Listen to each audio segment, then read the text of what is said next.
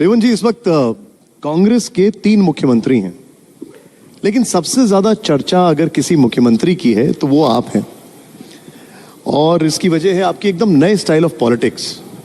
अभी मैं आ रहा था तो एक कांग्रेस के कार्यकर्ता कह रहे थे कि दिल्ली में कितनी भी खिचड़ी पका लो, हैदराबाद की कांग्रेस की जो बिरयानी है उसके आगे नहीं टिकेगी। Your take on it.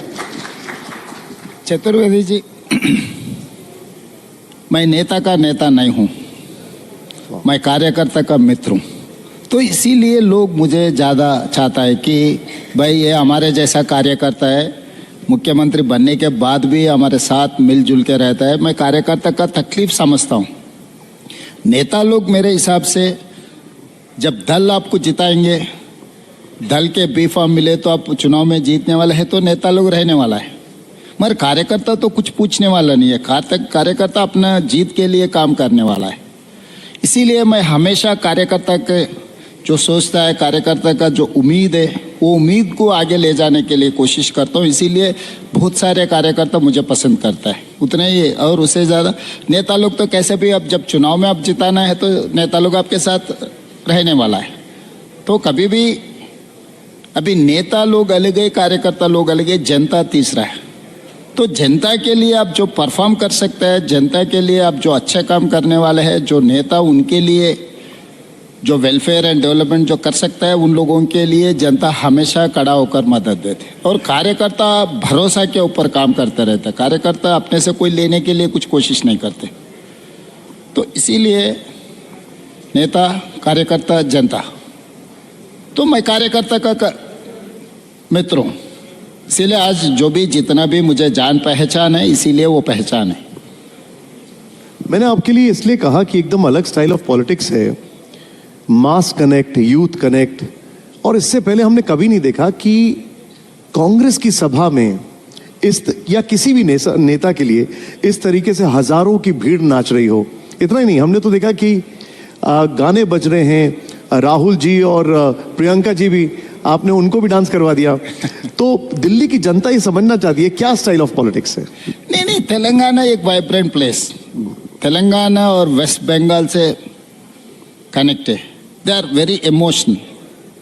तो वो इमोशन को आप समझ सकता है। वो इमोशन को अगर आप कैरी करने के लिए कोशिश किए तो जनता अपने आप आपके साथ रहने वाला है। तो तेलंगाना ऐसा जगह है, आप चुनाव में कुछ बेनिफिट है, नहीं तो वेलफेयर में अब संक्षेम में कुछ मिलने वाला है, उसके हिसाब से तेलंगाना की जनता नहीं सोचता है।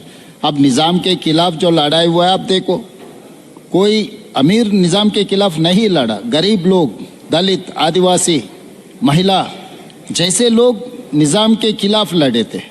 उसके बाद जब कंबाइंड स्टेट होने के बाद भी first phase of Telangana agitation, students fought for separate Telangana, not leaders. Then नेता लोग आगे।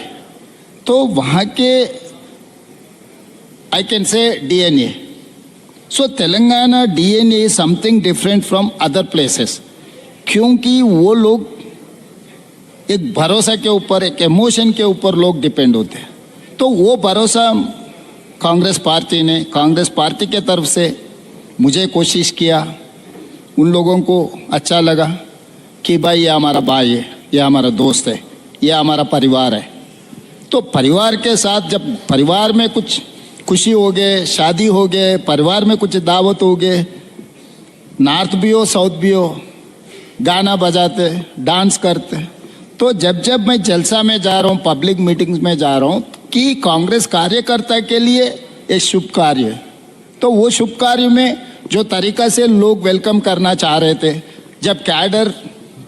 जब जनता एकदम इमोशनल होकर डांस करना शुरू कर दे, तो राहुल जी, प्रियंका जी भी उनके साथ दे दिए। तो इसीलिए वो समझना बहुत ज़रूरी है। निज़ाम से लेकर first phase of Telangana agitation, second phase of Telangana agitation, separate state of Telangana, ये सबसे सारे आप सीक्वेंस जहाँ वहाँ लोगों का सोच वो देखे तो हमें पता लगता है कि तेलंगाना जनता कैसा सोचते।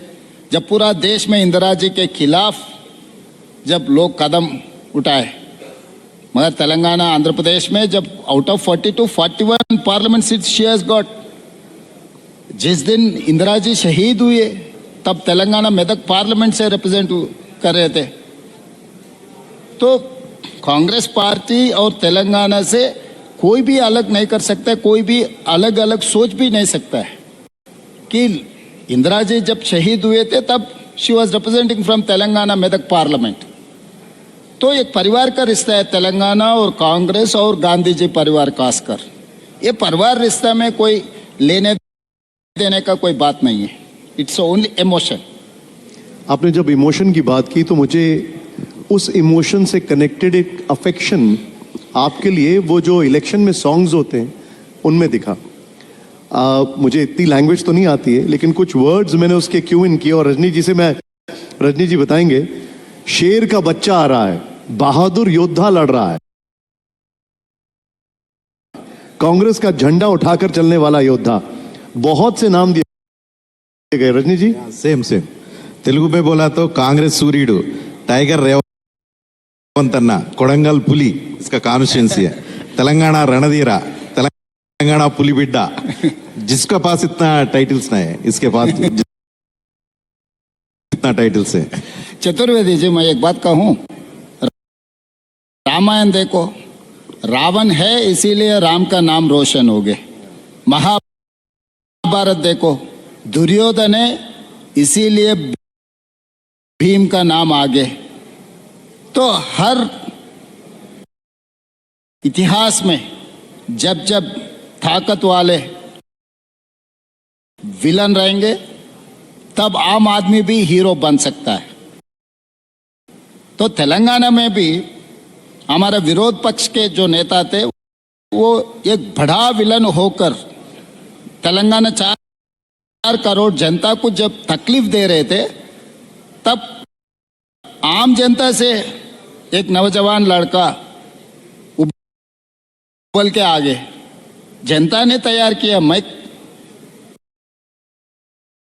खुद से मैं नहीं बना, जनता ने मुझे हीरो बनाया। जनता ने जो आप जो बोल रहे हैं वो पूरा टाइटल दिया हुआ है। तो कभी भी इतिहास से लेकर आज तक, अब कभी भी इतिहास देखो, जो बड़ा वाला ताकत वाला सबसे बड़ा विलन कोई भी पिक्चर भी देखो, खलनायक से लेकर और कोई भी पिक्चर देखो आप, तो विलन के ऊपर डिपेंड होने वाला है हीरो का नाम। जब अपना स्टोरी में विलन ही नहीं है तो हम हीरो बनेंगे कैसे? लेकिन तेलंगाना हीरो अभी तेलंगाना का बाउंड्री में रहेगा, तेलंगाना से बाहर आके हीरोइज्म दिखाएगा। नहीं अभी कुछ नहीं, अभी 8 साल अभी चलाने का है। 2034 तक तेलंगाना में ही 4 करोड़ जनता के लिए बहुत कुछ करना है। 2034 के बाद जो पार्टी जिम्मेदारी देंगे तब सोचेंगे कहाँ जाना, कैसे जाना, क्या करना, क्या नहीं करना, पार्टी तय करने वाला है। अभी इस वक्त सबसे अहम मुद्दा जो चल रहा है और मैं रजनी जी को भी इन्वॉल्व करना चाहूँगा, वो है डीलिमिटेशन, परिसीमन, और इसको लेकर सरकार बिल लाने पर भी विचार कर रही है। आपका टेक इस पर?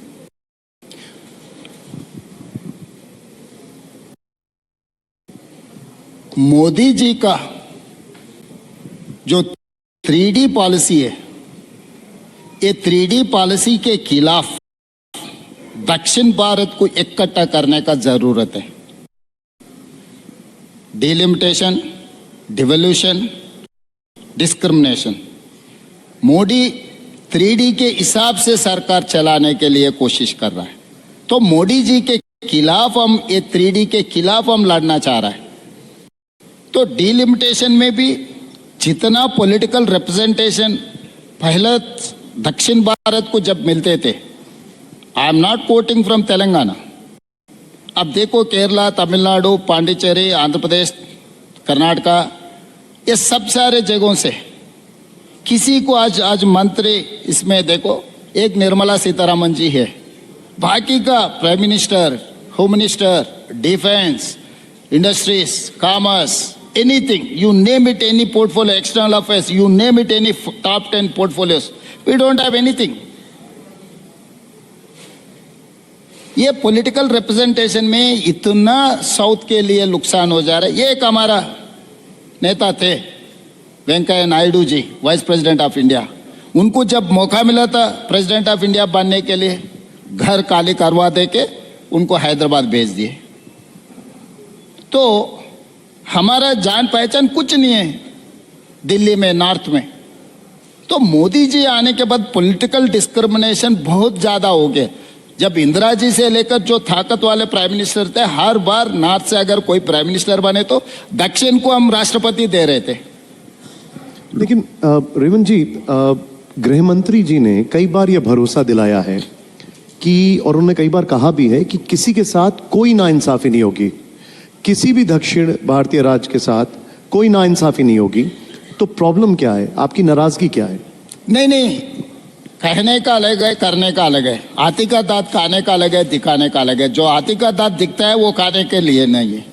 तो ऐसे ही बीजेपी और गृह मंत्री जी जो कह रहा है, कहने के लिए अच्छा है, मीठे मीठे बात बोलने में, सुनने में भी ठीक लगता है, मगर वो गृह मंत्री क्यों साउथ को नहीं दिए? क्यों कर्नाटक से उन्हीं का पार्टी का है, तेलंगाना से 8 लोग एमपी को दिए हम लोग, केरला से भी एक एमपी जीत गए उन लोगों का, पुदुचेरी में उनका ही सरकार है, आंध्र प्रदेश में एनडीए सरकार है, वहां से भी एमपी जीत के आ गए। तो इसका मतलब क्या है? हम नहीं चला सकते क्या इस सरकार को? हम नहीं बैठ सकते क्या वो कुर्सी में? तो इसका मतलब deliberately they are doing this mischief. चलो ये छोड़ो, वेंकैया नायडू जी को क्यों राष्ट्रपति नहीं बनाए? मोदी जी गुजरात से जाकर उत्तर प्रदेश से चुनाव लड़ सकते हैं, इस देश का प्रधानमंत्री भी बन सकता है, मगर वेंकैया नायडू जी को राष्ट्रपति बनाने में क्या दिक्कत है? आपका ही पार्टी का है, वो कांग्रेस से आया हुआ नहीं है। जिस दिन से वो विद्यार्थी से लेकर आज तक वो पार्टी छोड़ा नहीं, आइडियोलॉजी छोड़े नहीं, उसी ऑर्गेनाइजेशन का आदमी है, हार्डकोर आरएसएस का है उनके हिसाब से। तो इसका मतलब लोग देख रहा है आप क्या कह रहा है, क्या कर रहा है। तो करने में कहने में फर्क है। तो ये फर्क आगे ठीक नहीं रहेगा। आप साउथ में देखो, जितने भी राष्ट्रपति जी आगे कांग्रेस जब थे, नीलम संजय रेड्डी जी से लेकर बहुत सारे राष्ट्रपति क्यों बने साउथ से?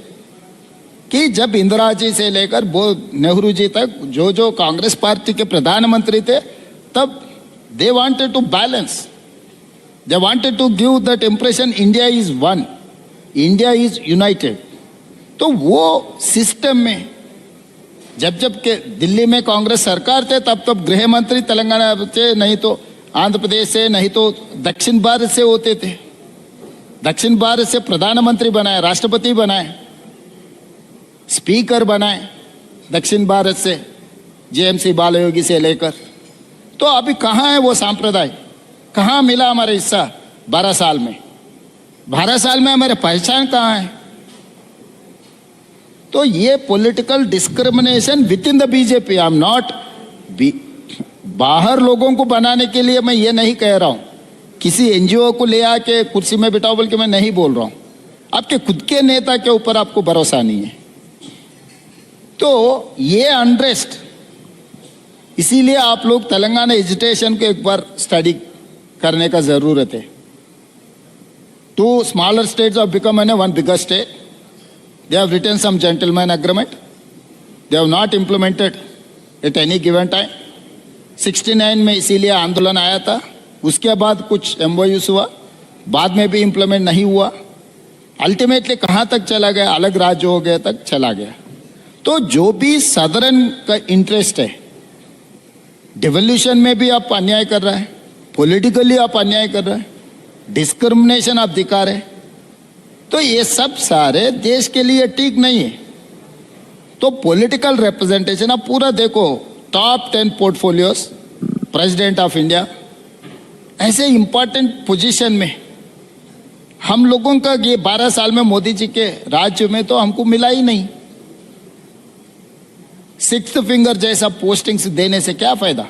हिसाब किताब लिखने के लिए ठीक है, अभी डीलिमिटेशन में, अभी डीलिमिटेशन करने के लिए सोच रहे हैं सेंट्रल गवर्नमेंट 50% सीट्स इंक्रीज करने के लिए सभी स्टेट में। जो भी अभी तक जो सीट्स है ना, उसमें 50%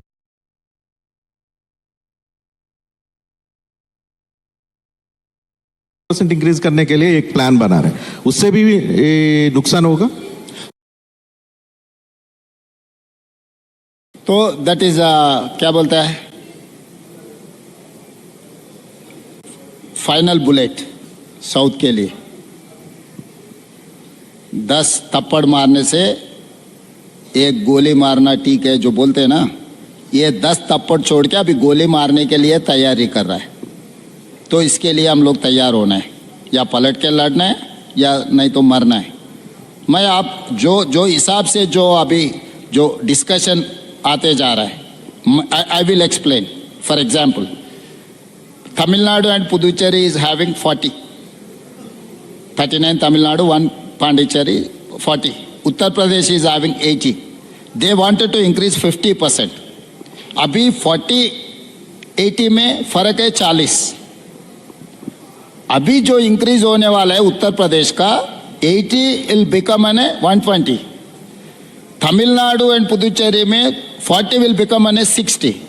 टुडे इज 80-40 में गैप है 40 seats. Tomorrow they are going to increase, 40 is going to become an 60, 80 will become an 120। फर्क कितना है? 60। तो आपको दिखेगा 50% ठीक ठाक है, हर जगह में 50% दे रहा है। तो ये 50% कौन सी हिसाब से? हमारा अंतर बढ़ा रहा है। आज 40 है फर्क यूपी एंड तमिलनाडु में, तो आगे आप 60 हो जा रहा है। तो उत्तर प्रदेश, मध्य प्रदेश, राजस्थान, बिहार, 4-5 नॉर्थ स्टेट्स ये इंक्रीज होने के बाद वहीं से अब केंद्र में सरकार बना सकते हैं। Entire south is 130, Kerala 20, 39 Tamil Nadu, 1 Pondicherry, Andhra Pradesh and Telangana 42, Karnataka is 28, put together 130। 50% increase हो गए तो 195 होने वाला है। तो 195 जब हम मानेंगे, जब 130 में 543 में the difference between south and north is 300 plus minus, तो ये नंबर जब जैसा जैसा 50% बढ़ते जाएंगे तो साउथ का एक सीट का भी जरूरी नहीं है। 815 में अभी ये इंक्रीज होने के बाद 815 बनने वाला है, तो 195 साउथ का पूरा निकाल दो। तो आप ये कह रहे हैं कि इस हिसाब से उत्तर प्रदेश और बिहार की ही 200 सीटें हो जाती हैं और दबाव और बढ़ जाएगा। तो हमारा कोई जरूरत ही नहीं है, हमको कोई पूछने वाला नहीं है। आज सरकार बनाने के लिए कर्नाटक में कुछ सीट्स का जरूरी है, तेलंगाना से कुछ सीटों का जरूरी है, आंध्र प्रदेश अलायंस का जरूरी है, तमिलनाडु में उन लोगों के लिए कोई अलायंस का जरूरी है। आगे किसी का भी जरूरत नहीं है।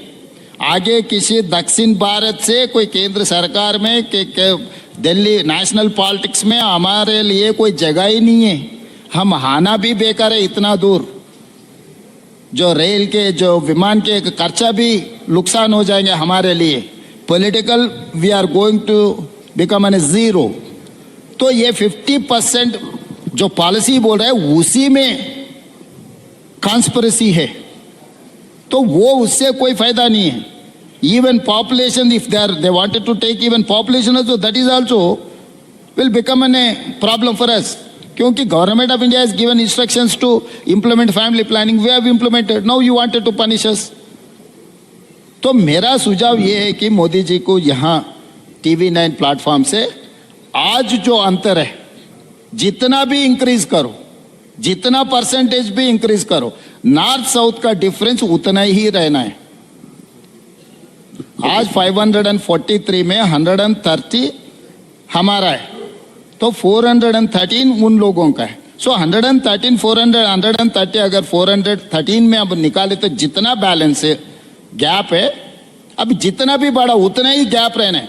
आप 50% करने के वजह से, जो एग्जाम्पल बोला है मैं तमिलनाडु उत्तर प्रदेश के, तो 40 will become an 60, 80 will become an 120। आज जो डिफरेंस है 40 है, tomorrow it will become an 60। तो मेरे से क्यों पूछेंगे भाई? बार्गेनिंग किसके साथ में होता है? इक्वल्स के बीच में बार्गेनिंग होता है। बराबर हिस्सेदार से चर्चा हो जाएंगे, बराबर हिस्सेदार के बीच में डील हो जाएंगे। हम हिस्सेदार ही नहीं है, हमारे से कौन चर्चा करने वाला है? इसी मामले में साउथ का जो 5 स्टेट हैं, यूनिटी से आके सेंटर से फाइट करना पड़ेगा। जरूरत है, जरूरी है। इससे पहले स्टालिन ने एक मीटिंग किया था, उसके बाद मैं तेलंगाना में करने के लिए उसी दिन मैं अनाउंस किया था। तो बाद में सरकार ने इसको सेंसस के बारे में, कास्ट के बारे में कुछ पॉलिसी बनाया, तो हम लोग जब ज़रूरत है तब बनाने के लिए कोशिश कर रहे थे। आज तो ज़रूरत आ गए। My elder brother DK Shiv Kumar ji is here. It is not for political parties. I am not saying that this is favour to BJP, this is against Congress, this is against south India. My line is straight. उत्तर भारत दक्षिण भारत में अंतर बढ़ाने के लिए जो NDA सरकार कोशिश कर रहा है उसको रोकने का ज़रूरत है। वो रोकने के लिए हम कोशिश करेंगे, हम आवाज़ सुनाएंगे, क्योंकि तेलंगाना को पता है पहले से, निज़ाम से लेकर आज कंबाइंड आंध्र प्रदेश तक हम लड़के हासिल किए, किसी ने हमको मुफ्त में नहीं दिया। आज दक्षिण भारत को जो अन्याय हो रहा है, अन्याय करने के लिए जो NDA जो कोशिश कर रहा है, ये ठीक नहीं है, ये देश के लिए भी ठीक नहीं है। तमिलनाडु केरला में जो इलेक्शन चलने वाला है उसमें स्लोगन बनेगा ये जरूर है। मैं अगर मैं कैंपेन में गए तो मैं यही मुद्दा से बोलूंगा, क्योंकि मोदी जी का हमेशा दल की बात है, देश की बात नहीं है, जनता की बात नहीं है।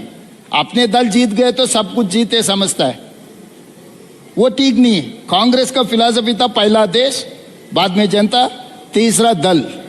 पर भारतीय जनता पार्टी आने के बाद, मोदी जी अमित भाई आने के बाद दल पहला हो गए, भारतीय कार्यकर्ता और नेता लोग दूसरे हो गए, तीसरे देश हो गए। सो ये देश के लिए जो अच्छा है, इंदिरा जी से लेकर नेहरू जी से लेकर राहुल जी तक देश के लिए हम लोग सोच रहे हैं। हमारे लिए पहला देश, उसके बाद जनता, तीसरे जगह में दल है। मगर भारतीय जनता पार्टी का फिलॉसफी उल्टा है, पहले दल, बाद में पार्टी के कार्यकर्ता नेता लोग, उसके बाद जनता, उसके बाद देश। तो देश के लिए जो अच्छा है वो चर्चा करना है। इतना दिन कोई ऑल पार्टी मीटिंग नहीं लगा है, वो डिसाइड करने के बाद आज ऑल पार्टी मीटिंग लगा रहे। आप डिसीजन ले लिए, फिर ऑल पार्टी क्यों? कभी भी आप कोई डिसीजन लेना चाहता है तो तब ऑल पार्टी मीटिंग लगा दो। भाई हम लोग ये सोच रहे हैं, आपका सुझाव क्या है, कैसे आगे जाएंगे, क्या करना चाहिए, टर्म्स ऑफ रेफरेंस क्या रहना है। इससे पहले हम डिलिमिटेशन किए, कौन सी तरीका से किए। जब इंदिरा जी ने किया, जो what were the terms of reference 2002, Atal ji ने डिलिमिटेशन के लिए फिक्स किया था, तो टर्म्स ऑफ TOR क्या थे, उसी के ऊपर चर्चा करना था। अभी पूरा डिसाइड हो गए, 50% बढ़ाने का, वुमेन रिजर्वेशन का, सब कुछ डिसाइड कर ले। सब कुछ डिसाइड होने के बाद हम किस लिए बुला रहे? अब जो बोल रहे हैं वो सुनने के लिए बुला रहे। सो सुनने के लिए हम TV9 में भी सुन सकते हैं ना, फिर जाके बैठकर क्या सुनने का है? सर आप TV9 पर आए, इसके लिए एक बार फिर से वैसे थैंक यू। लेकिन एक और इशू है, और ये सोशल मीडिया पर बहुत ज़्यादा आजकल चल रहा है। वो दो मॉडल ऑफ गवर्नेंस हैं, एक है Telangana model versus Gujarat model of governance. आपकी इस पर क्या राय है? Gujarat model is Modi model, Telangana model is rare model. तो मॉडल में इंडिविजुअल को, इंस्टीट्यूशन को जितना फर्क है उतना ही फर्क है। तेलंगाना में हम काम करने के बाद बोलते, गुजरात में बोलने के बाद काम करने के लिए कोशिश करते हैं। अब इतना चर्चा है गुजरात के डेवलपमेंट के बारे में, चलो will go to Ahmedabad, will go to Hyderabad. आप कंपेयर करो हर चीज़ में, मगर जितना नाम रोशन हो गए, जो गिफ्ट सिटी के बारे में चर्चा कर रहे, तो टैक्स हेवन कंट्रीज सुना है। अभी गुजरात में टैक्स हेवन एक एरिया बना है, तो वहाँ पर आप कुछ भी करो 12 खून माफ है। It's a part of India. तो गुजरात में गिफ्ट सिटी के लिए इतना एग्जाम्पशंस क्यों देना? वहाँ पर जो भी इन्वेस्टमेंट करो वो पैसे कोई देश को लेकर जा सकता है, टैक्स हॉलीडे, सब कुछ बेनिफिट्स दे दिए। तो मोदी जी देश का प्रधानमंत्री, जब वो मुख्यमंत्री थे ठीक था, गुजरात के लिए कोशिश किए इन्वेस्टमेंट्स ले जाने के लिए। प्रधानमंत्री बनकर 12 साल होने के बाद भी मोदी जी कोई भी दूसरे देश से कोई पैसे लगाने के लिए, कोई इन्वेस्टमेंट लगाने के लिए, कोई फैक्ट्री लगाने के लिए आ गए तो मोदी जी दिखाएंगे भाई इधर जाओ, वहाँ देखे तो गुजरात का डायरेक्शन, एरो मार्क गुजरात के रहता है। क्यों भाई? हम भी हिस्सेदार है इस देश में। उनका पार्टी भी तेलंगाना क्षेत्र में है, उनको भी वोट डाले, मुझे 8 सीट मिले तो उनको भी 8 सीट मिला है तेलंगाना से। तो he cannot become an a brand ambassador for Gujarat. देश का प्रधानमंत्री देश का ब्रांड एम्बेसडर बना है। आप Japan, German, China, South Korea, Taiwan, हर जगह से इन्वेस्टमेंट अट्रैक्ट करो देश में, जहां लोकल टैलेंट है वो टैलेंट के हिसाब से आप पुश करो। सेमीकंडक्टर जो हमारे लिए आया था, आखिरी दिन में निकाल के और कहीं दे दिए। सो हर जगह में ये जो तरीका है, जो तरीका से सरकार चलाने के लिए जो कोशिश कर रहा है वो ठीक नहीं है। लेकिन सर वो कहते हैं कि ये जो तेलंगाना मॉडल है, ये बीजेपी का आरोप है, ये गुजरात मॉडल से ही इंस्पायर्ड है। भाई मैं किसी का भी वो अच्छा प्रैक्टिस, अभी ब्रिटिशर्स में land acquisition act 1894 land acquisition act till 2013 we have adopted that land acquisition act. तो अंग्रेजों के खिलाफ हम लड़ लिए, आज़ाद ले लिए, शहीद हुए, फिर भी अंग्रेज का जो सिस्टम है हम अडॉप्ट किए। सो अच्छे सिस्टम कहीं पर भी हो, अंग्रेजों से भी सीख सकते, गुजरात से भी सीख सकता है। सो गुजरात के अगर साबरमती रिवर फ्रंट बहुत जबरदस्त बना है बोल के बीजेपी वाले बोलते, हम हमारे टीम को अहमदाबाद भिजाया साबरमती रिवर फ्रंट देखने के लिए, including officers, political representative, corporators, MLAs, minister, सबको भिजाया था। हमारे एमपी लोग भी गए। सेम हम लोग Hyderabad Musi river development front बनाने के लिए कोशिश किए तो पूरा बीजेपी वहां बैठकर हम नहीं बना देते, खाली मोदी जी बनाने, रेवंत जी नहीं बनाने। ये क्या तरीका है? मोदी जी बोल सकते हैं ना कि भाई हम लोग अहमदाबाद में एज ए चीफ मिनिस्टर ये हैज डन। वो समय पर अहमदाबाद का मेयर फ्रॉम कांग्रेस के mayor BJP chief minister Modi ji के साथ बैठकर साबरमती रिवर फ्रंट इनिशिएट किए। आज हम लोग हैदराबाद में मूसी रिवर डेवलपमेंट फ्रंट बनाने के लिए कोशिश किए तो क्यों भारतीय जनता पार्टी आंदोलन कर रहा है? इसका जवाब कौन देंगे? अमित भाई देंगे, मोदी जी देंगे? उनके पार्टी को तो बोलना है ना डेवलपमेंट रोकने का नहीं है। तो इन लोगों का सोच एक ही है, भाई जो कुछ भी होगा होना गुजरात में ही होना, बाकी के देश में अगर कुछ भी डेवलपमेंट हो गया ना, इन्वेस्टमेंट वहां जाएंगे, तो हम गरीब दिखे तो वो अमीर दिखेगा। जब हम भी अमीर बन गए ना, उनके हमारे में कोई अंतर नहीं है। लेकिन सर वो कई बार आपके ऊपर आरोप लगाते हैं, उनमें से एक आरोप है कि आप फिजूल खर्ची कर रहे हैं। जैसे मूसी रिवर फ्रंट की अगर बात की जाए तो आप उसमें बहुत विशाल महात्मा गांधी जी की मूर्ति बना रहे हैं, दुनिया की सबसे ऊंची मूर्ति। वो कह रहे हैं हजारों करोड़ उस पर खर्च हो रहे हैं। So it's a political, hardly we are spending 75 crores on Mahatma Gandhi ji statue. So जब कन्याकुमारी में जब महात्मा जी का जो एशेस लगा है 2 समुंदर के किनारे पे, और यहाँ पर भी मूसा ईसा नदियों के किनारे में बापू घाट बना है। It's an place of worship. तो वो जगह के लिए कुछ इंपॉर्टेंस है। तो ये फिगर्स तो जो बताते वही हैं, जगह अभी देखो व्हाट्सएप यूनिवर्सिटी है ना, मोदी यूनिवर्सिटी, आपको तो पता है, मैं क्या बोलूं, आपको सबसे ज्यादा पता है। करोड़ों लोग उसी में कारीगर लोग हैं, लाइक करने के लिए 20 रुपये, कमेंट किए तो 100 रुपये। पूरा व्हाट्सएप यूनिवर्सिटी जो चल रहा है, व्हाट्सएप यूनिवर्सिटी जो क्रिएट कर रहा है वही है। मैं officially I have given PowerPoint presentation Taj Krishna. I have invited everyone including NGO, social organization, political parties, all media people I have invited. I have given 3 hours PowerPoint presentation on that phase 1 of Musi. I have told in detail. I have expressed my anguish.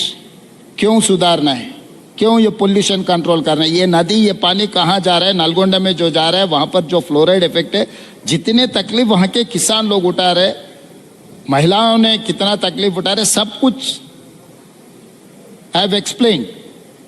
फिर भी Bharatiya Janata party का सोचदार में 1 inch भी हटे नहीं। वो BRS Telangana में model paper बनाएंगे, अगला दिन ये पढ़ के परीक्षा लिखने वाले है बीजेपी के लिए कोई खुद का कोई सोच ही नहीं है तेलंगाना में। अब जैसे मैं आपको एक और एग्जांपल कोट करता हूं, आप हैं हमारे साथ तो इसलिए इन सारी चीज़ों पे क्लैरिफिकेशन ज़रूरी है।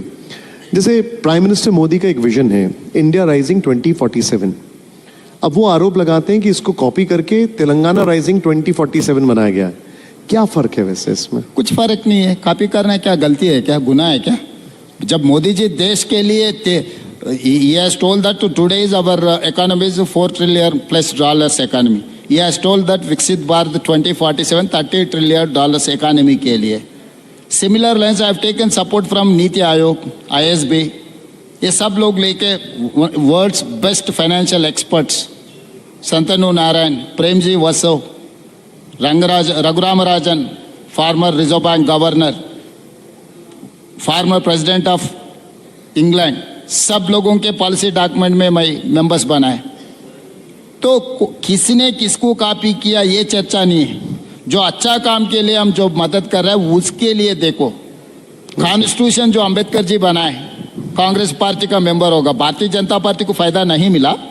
भारतीय जनता पार्टी नेता मोदी जी, अंबेडकर जी जो बनाए वही संविधान के वजह से प्रधानमंत्री बनाए ना। तो कांग्रेस पार्टी के नेता संविधान बनाए, वो संविधान को हम लेंगे नहीं। तो ये केंद्र सरकार राज्य सरकार के बीच में जो रिलेशन रहना है वो रिलेशन रखने के लिए हम लोग कोशिश कर रहे हैं। हाँ। तो इसीलिए विकसित भारत 2047, तेलंगाना राइजिंग 2047, इस लोकल कंडीशंस के ऊपर हम पॉलिसी बनाए। Officially I have told same thing in the assembly. I have appreciated Narendra Modi ji, Nirmala Sitharaman ji. मेरा डेट रिस्ट्रक्चर के लिए निर्मला सीतारामन जी मुझे मौका दिए, तो आई have told on the floor. And out of 7 bullet trains, I've got 3 bullet trains junction in Hyderabad. I have told, अरे बस मोदी जी हमें लिए अच्छा किया, ठीक है। हैदराबाद से बैंगलोर बुलेट ट्रेन है, हैदराबाद से चेन्नई वया अमरावती बुलेट ट्रेन है, हैदराबाद से मुंबई वया पूना बुलेट ट्रेन। तो शमशाबाद एयरपोर्ट की जगह में बुलेट ट्रेन का एक हब बनने वाला है। तो north south connectivity is Hyderabad, it's a centrally located place, safest place. तो जब मोदी जी अच्छा किए हम अच्छा बोले, जब जो अच्छा नहीं कर रहा है वो ठीक नहीं है बोल रहा है। अब कि किसके लिए ये तकलीफ है? मैं राजनीति जिस दिन चुनाव आएंगे उस दिन मैं चुनाव करूंगा। चुनाव खत्म होते ही मेरा जनता के लिए क्या जरूरत है, मेरे स्टेट डेवलपमेंट के लिए क्या जरूरत है, उसी के ऊपर मैं फोकस कर रहा हूँ। यही मेरा आपसे अगला सवाल भी है और उसके बाद रजनी जी इसमें ऐड करना चाहेंगे जरूर। आपकी जब सेंसेशनल विन हुई उसके पीछे एक बहुत बड़ा रोल जो आपने 6 गारंटीज दी थी उसको दिया जाता है। रेवंत अन्ना की 6 गारंटीज, वो एकदम it was a sensation all over. अभी उनका क्या स्टेटस है? शायद 2 गारंटीज आपकी बची हुई हैं शायद। हाँ। अभी प्लीज बताइए हमें। तो हमारा गारंटी से जो जनता से हम बात किए थे, मैं पदयात्रा किया था, सब लोगों से, विद्यार्थियों से, महिलाओं से, किसानों से, कोने कोने पे मैं गया, आदिवासी, लंबाड़ा, हर किसी जाति से, वर्ग से मैं मिला था। लोगों के तरफ से जो डिमांड है, उन लोगों का जो तकलीफ मेरा आंखों से देखा है, सीइंग इज बिलीफ। मैं जनता को जब तकलीफ जब देखा है, दूसरे लोगों को, भारतीय जनता पार्टी लोगों को गरीबी एक एक्सकर्शन है। वो लोग बेंच कार में जाना है, गरीबी कहाँ है, गरीब कैसे रहता है, उन लोग ढूंढ ढूंढ के देखना पड़ता है। मैं छोटे गांव से, जंगल राज से मैं आया था। मैं गरीब बचपन से देखते देखते बड़ा हो गया। मैं गरीब नहीं हूँ, मगर एक छोटे गांव में गरीब कैसे रहता है, उनका तकलीफ क्या है, वो देखते देखते मैं बड़ा हो गया। तो मैं लाइफ टाइम एक्सपीरियंस। बीजेपी वाले देखो, दलित के घर में खाना खाने के लिए जाते, कौन से गाड़ी में जाते? बेंच कार में जाते, किनले वाटर बॉटल लेकर जाते, स्विगी से फूड ऑर्डर कर लेते, दलित के घर पे जाके खा लेते। ये क्या तरीका है चतुर्वेदी जी? भाई हम दलितों के बीच में, आदिवासियों के बीच में, हम लोग जंगल में जनता के बीच से हम लोग आए। हम लोगों को कोई एक्सकर्शन जाने का जरूरत नहीं है, एग्जीबिशन करने का भी कोई जरूरत नहीं है। हमारा जान पहचान गांव है, आम जनता है। तो इसीलिए गारंटीज पब्लिक से जो मिला था वही बनाए, वही हम लोग अमल कर रहे हैं। कि और कुछ करने का है मगर फाइनेंशियल और रिसोर्सेस आर वेरी लिमिटेड, तो उसी में हम लोग कोशिश कर रहे हैं कि भाई अच्छे से अच्छा जो करने का। लेकिन आपने पब्लिक को वादा किया था 2.5 years पहले, आपका वादे से पब्लिक ने आपको जिताया। लेकिन अभी 2.5 years होने के बाद भी 6 गारंटी में 2 गारंटी अभी तक इम्प्लीमेंट नहीं किया, तो कांग्रेस को कैसे कॉन्फिडेंस मिलेगा? इसीलिए मैं हैसोबाद कुल्लम कुल्ला बोल दे रहा हूँ। उस दिन 3 लाख करोड़ रुपए खर्चा है बोल के बोले थे। हम आके हिसाब किताब देखे तो दिसंबर 7, 2023 में देखे तो 8 लाख था। इतना दिन छुपा के रखे थे। एक बार 3 लाख से मेरा खर्चा 8 लाख जब हर बैंक वाले आके खड़ा हो रहे थे, 7 तारीख में जिम्मेदारी लिए, मेरा कोई सरकार एम्प्लॉय को सैलरी भी नहीं दिए थे। सैलरी देने के लिए बात किए तो रिजर्व बैंक वाले बोले भाई ये महीना भी 4,000 करोड़ रुपए हैंड लोन ले लिए, आपका तो कुछ है नहीं है, आपको मिलेंगे कैसे। वहां से मेरा जर्नी शुरू हो गया। आज 1 तारीख पूरा सरकार नौकरीगार को मैं तनख्वाह दे रहा हूँ। 12,000 करोड़ रुपए रिटायरमेंट बेनिफिट छोड़कर भाग गए। 40 करोड़ रुपए कॉन्ट्रैक्टर्स का पेमेंट उधार रख दिए। जो मार्केट में मिला, जहां मिला वहां मिला, बैंक छोड़ो, फाइनेंशियल इंस्टीट्यूशन छोड़ो, जो बाजार में जो दिखता है हर किसी से उधार लेके निकल गए, फार्म हाउस में सो गया। तो बाजार में हमको कोई यकीन करने वाले भी नहीं था 2 साल पहले। वहां से अब लोग यकीन करना शुरू किए। मैं ऐसा वाला व्हाइट पेपर टेबल किया, भाई दिस इज व्हाट एक्चुअल्स। हर जगह में जितना जितना खर्चा उठा है, जितना जितना बैंकों से लाया, ज्यादा से ज्यादा, Chaturvedi ji you will surprise, 11.90 rate of percent में वो 2 लाख करोड़ लोन्स लिए, where we are getting 7.25 rate of interest, instead of taking 7.25 8% rate of interest छोड़कर 11.90 रेट ऑफ इंटरेस्ट में 2 lakh crore, instead of 40 years 12 years में। तो उनको कोई ख्याल ही नहीं है, अकाउंटेबिलिटी नहीं है, पब्लिक अकाउंटेबिलिटी कुछ नहीं है। अभी तेलंगाना पब्लिक ने तेलुगु में एक कहावत है, नचते नजराना नाचकपोते जुर्माना। जो पसंद है उसको नजराना मिलने वाला है, उनको खुशी किए तो नजराना मिलने वाला है, उनको कोई सवाल किए तो जुर्माना देने वाला है। तो वो तरीका से 10 साल वो सरकार चला है। अभी पब्लिक भूल जाना पड़ेगा ये 2 गारंटीज का। पब्लिक पूछने का कोई जरूरत नहीं, मैं जिम्मेदारी से घर पे पहुंचाऊंगा, कुछ समय लगेगा। इसीलिए मैं साफ साफ कह दिया, हर बार मैं हमारे सरकार नौकरी से लेकर किसानों तक, विद्यार्थी तक, जो एक्चुअल से एज इट इज मैं बोल रहा हूँ। अब कभी कभी पत्रकार ने, भाई आप इतना प्लेन, इतना सीधा सीधा बोल दिए तो कैसा, ऐसा नहीं बोलते ना राजनीति में। मैं बोला भाई मैं राजनीति का नेता नहीं हूँ, मैं इनका दोस्त हूँ, इनका परिवार हूँ, इसीलिए जो है as a family head I have to tell.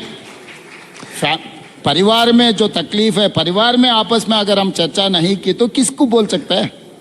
Praveen जी, आपसे बातचीत में बहुत सारी चीजों को लेकर एक केस स्टडी भी सामने आ रही है। अभी पूरी दुनिया के सामने, भारत के सामने एक बहुत बड़ी ग्लोबल क्राइसिस है। जिस तरीके से जंग छिड़ रही है मिडिल ईस्ट में, रशिया यूक्रेन चल रहा है, कैसे आप इसकी तैयारी कर रहे हैं, कैसे निपटेंगे? How are you bracing up आपके स्टेट के लिए? हर दिन सूर्य भगवान को प्रार्थना कर रहा हूँ, क्योंकि सोलर एनर्जी से इस देश को बचाओ। क्योंकि पहले जो मनमोहन सिंह जी से लेकर पीवी नरसिंह राव से लेकर कोई भी प्रधानमंत्री थे, अलग अगल बगल में जो राज्य है अच्छा रिश्ता थे, गुड रिलेशन। जब भी ज़रूरत है बुलाए तो कोई आने वाले थे। आज के तारीख में हमेशा पाकिस्तान अपने खिलाफ है। आज बांग्लादेश आपके साथ नहीं है, श्रीलंका आपके साथ नहीं है, नेपाल आपके साथ नहीं है, चाइना भी दुश्मन बन के खड़ा हो गए। अमेरिका आप दोस्त समझ रहा है मगर आपका बेइज्जती कर रहा है अमेरिका। जब ऑपरेशन सिंदूर हो रहे थे, आप पाकिस्तान के खिलाफ, पाकिस्तान को हराने के लिए आप कदम उठाए। मोदी जी को ट्रंप से एक फ़ोन आगे छोड़ दिए तो बेइज्जती हो गए। और गैस, पेट्रोल, सब क्राइसिस। अगर आपका रिलेशन ठीक ठाक रहा तो कुछ ना कुछ रास्ता निकलते थे। जब हमारे बंडी संजय जी मिनिस्टर है तेलंगाना से, वो कह रहा था रशिया यूक्रेन जब वार चल रहे थे, यूक्रेन में हमारे बच्चे लोग कुछ पढ़ रहे थे, खाली मोदी जी एक फ़ोन उठा के बोल दिए तो पूरा वार रुक गया। हमारे बच्चा लोगों की इधर वापस लेकर आए। यूक्रेन वार मोदी जी ने रोका है, चलो ठीक है। आज ईरान इजराइल वार को कुछ दिन रोक के गैस, पेट्रोल ला सकता है ना, क्यों कोशिश नहीं कर रहा है? तो मोदी जी जब अमेरिका से ज़रूरत से ज़्यादा मोहब्बत दिखाए ना, आज ये नौबत आ गए।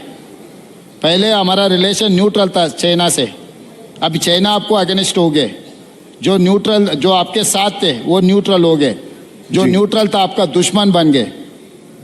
तो ये एक्सटर्नल अफेयर्स पॉलिसी में हम फेल हो गए।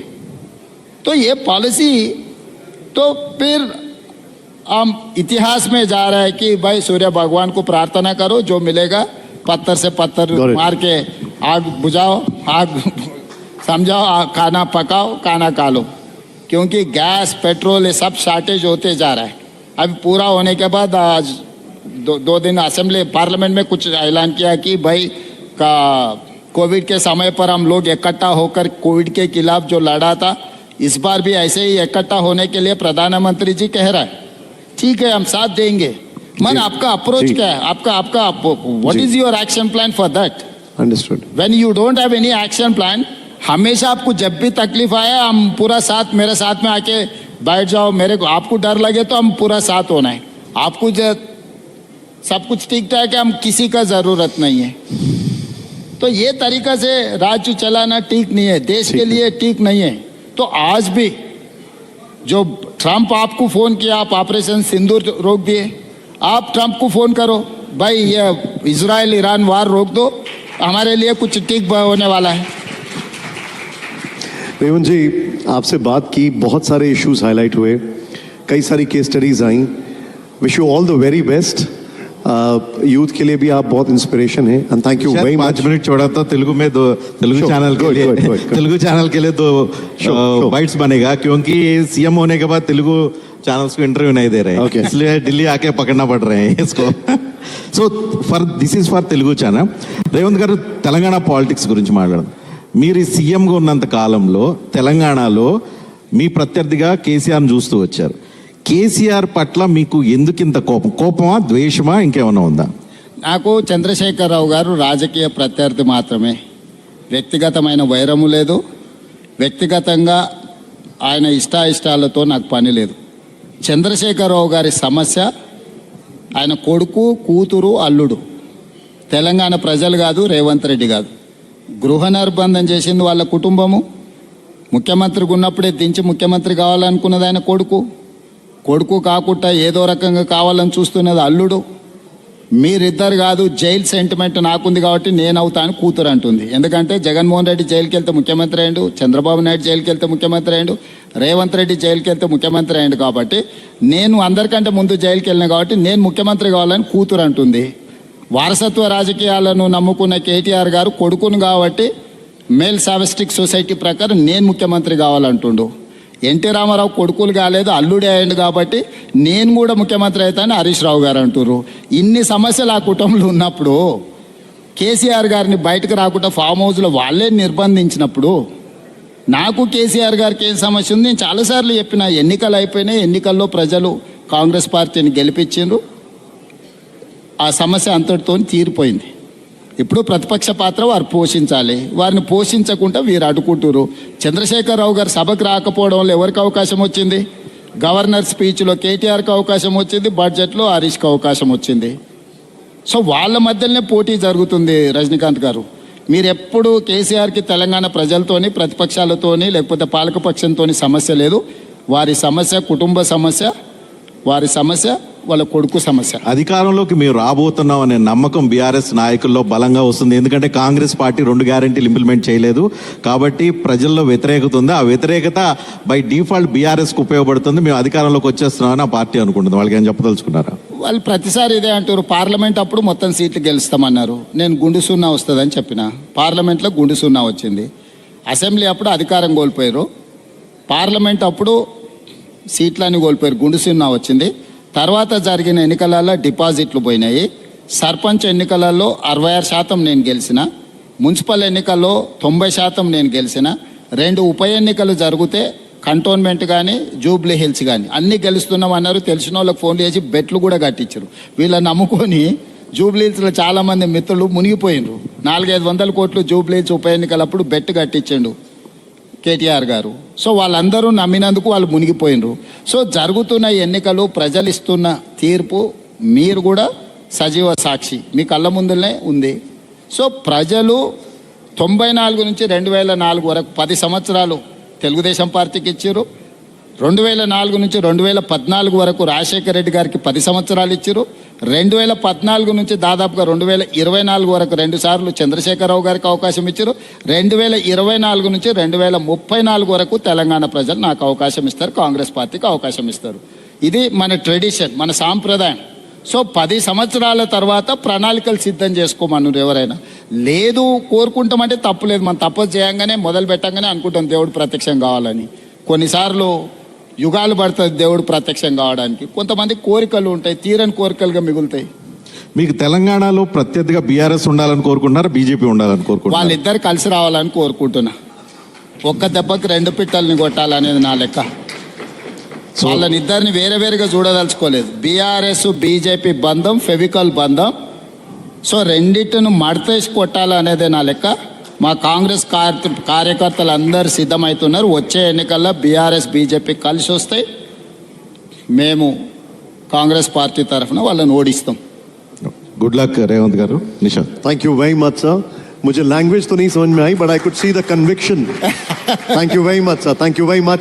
और बट हमारे जो चतुर्वेदी जी, मैं ये कहा 2034 तक हमारा ही सरकार रहेंगे. $1 ट्रिलियन okay. इकोनॉमी बनाने के लिए हम कोशिश करेंगे. आगे कोई भी है All the उसके best. बाद ही प्लान कर लेना. 10 साल नायडू पार्टी को मिला, 10 साल राजशेखर रेड्डी जी को मिला, जी. 10 साल केसीआर को मिला और 10 साल में 2.5 साल जी. हो गए. बाकी का जगह हमारा ही है. तो 2034 तक हम रहेंगे. $1 ट्रिलियन इकोनॉमी तेलंगाना को बना के दिखाएंगे. Okay. 2034 में आपको जी. वहां पर बुलाऊंगा दावत में. धन्यवाद. Thank you very much sir, thank you very much.